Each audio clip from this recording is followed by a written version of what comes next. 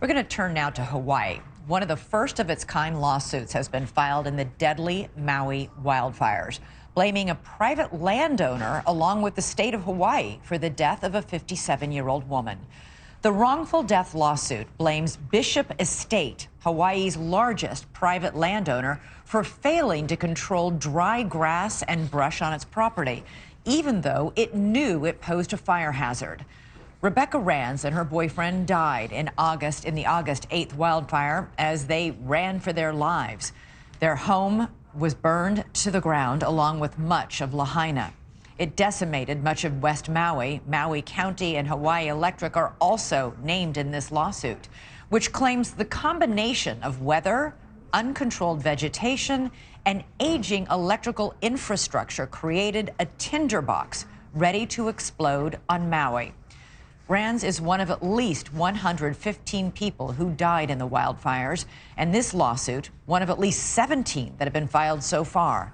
We reached out to the defendants and Bishop Estate and were given only one statement to read in part. It said, "At this time, our hearts are with all affected by the Maui fires and their ohana," which means family.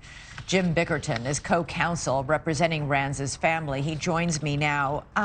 You are a lifelong resident yourself of Hawaii, and you say you've seen firsthand this overgrowth of grass and brush and call the risk of fire visible, palpable, and highly preventable. What do you mean? That's correct, Elizabeth. Well, I have. I've lived here since I was a child, and the cases that we already have involve this very same risk. So it didn't come as a surprise. I've watched those sugarcane fields over the years turn fallow, and they've allowed these invasive grasses to grow there that are highly, highly flammable, and they dry out every summer.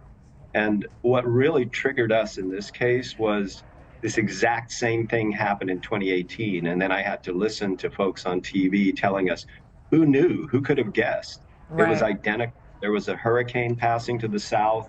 It ticked the winds up a notch. We're not talking about hurricane force winds. We're talking about just an increase in winds to 40 or 50 miles an hour. And that, combined with the super dry weather in August, is exactly what happened with Hurricane Lane in 2018. The fire then got to within a few hundred yards of the town, and the fire today, or this year, started at about where that fire was put out. So I'm curious, after the 2018 fires, had Bishop Estate ever been warned about the fire hazard? Did local officials ever order it to cut it down? Well, those are two questions. Yes, everyone was warned. There's a Hawaii Wildfire Organization, which is a nonprofit dedicated to examining the causes of these fires and trying to help prevent them. And they did a study. They started in 2014, and they did another report after the 2018 fire. And they've told all the landowners, and they've told the state and the county. It's a question, we think, of just inertia and people just not thinking it can happen because it didn't happen the last time. And you say the danger actually persists, that there's still parts of Maui that have this grass where the fire didn't burn, where there is still this threat of wildfires.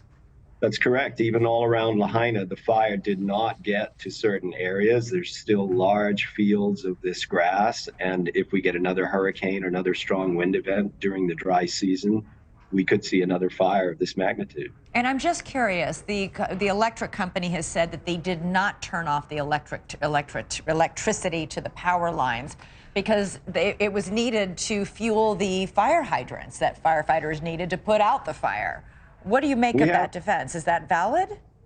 Well, we have conflicting reports about exactly what happened because it's clear that the lines were sparking early in the morning, and that initiated the fires around 6:30 in the morning. The fires that started then were reported to be, quote, contained, but contained isn't the same as extinguished. The electric companies does claim that they de-energized the lines in the afternoon or sometime during the day, and when the fire sprung up again, in the afternoon, they claimed their lines were no longer energized. But it was the same fire, it was the same flames. We're all familiar with our charcoals at the beach, and we think they're out. We just look at those ashes, and then a gust of wind comes along or a little child blows on it, and that ember pops up bright red again. Right. And that's exactly what's happening in these bushes and brush all around the town. And that wind picks up speed in the afternoon. Yeah. Thanks so much for watching. Go to joinnn.com to find NewsNation on your television provider. And don't forget to click the red subscribe button below to get more of NewsNation's fact-driven, unbiased coverage.